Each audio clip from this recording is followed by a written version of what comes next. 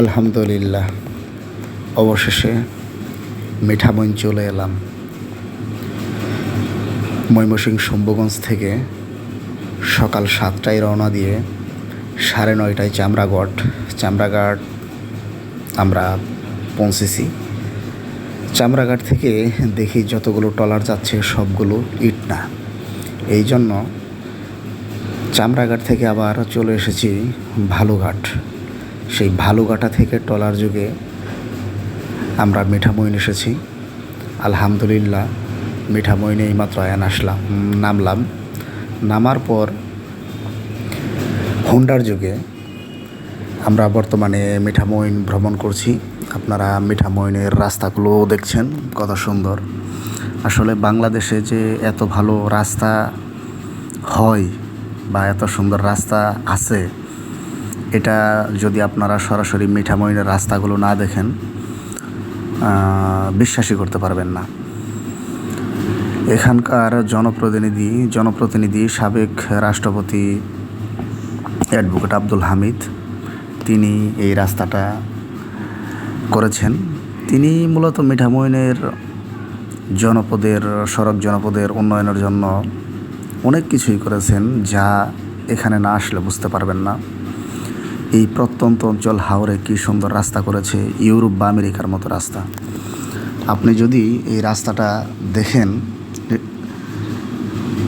অবশ্য আমাদের ভিডিওর মাধ্যমে দেখতেই পাচ্ছেন, কিন্তু সরাসরি দেখলে বুঝতে পারবেন যে আসলে কতটা সুন্দর এই রাস্তা। দুপাশে হাওরের পানি, সবুজ, একদম ক্লিন পরিষ্কার পানি, মাঝখান দিয়ে রাস্তা। বড় কোনো যানবাহন নেই, ট্রাক, বাস, পিকআপ এগুলো এই রাস্তাতে চলে না, যেহেতু হাওর পার হয়ে এই মিঠামইনে আসতে হয়। এই জন্য রাস্তাটা অনেক সুন্দর। বিভিন্ন পর্যটক আসে, তারা বাইকের মাধ্যমে ঘোরাফেরা করে, ছোট অটো বা সিএনজির মাধ্যমে ঘোরাফেরা করে। যদিও আমি সিএনজি দেখিনি। সামনে যে মোড়টি দেখতে পাচ্ছেন, এই মোড়টির বাম দিকে যে রাস্তাটি চলে গেছে এটা মূলত ইটনা, আর ডান দিকের যে রাস্তাটি দেখতে পাচ্ছেন এটা অষ্টগ্রাম। আমরা শুরুতে আমি আর কামরুল ভাই, আমার ভ্রমণ সঙ্গী, অষ্টগ্রাম যাব। অষ্টগ্রাম সেখানে ভ্রমণ করে ঘুরে তারপর অষ্টগ্রাম থেকে ব্যাগে এই মোড়টাতেই আসবো। এটা মিঠামইনের একটা 3 রাস্তার মোড়। মূলত এই মোড়টা থেকেই অষ্টগ্রাম, ইটনা এবং মিঠামইন সংযোগ করা হয়েছে।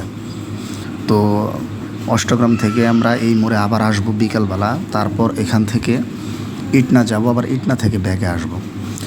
স্তম্ভের ভিতরে প্রয়াত প্রধানমন্ত্রী শেখ মুজিবুর রহমানের ছবি দেখতে পাচ্ছেন।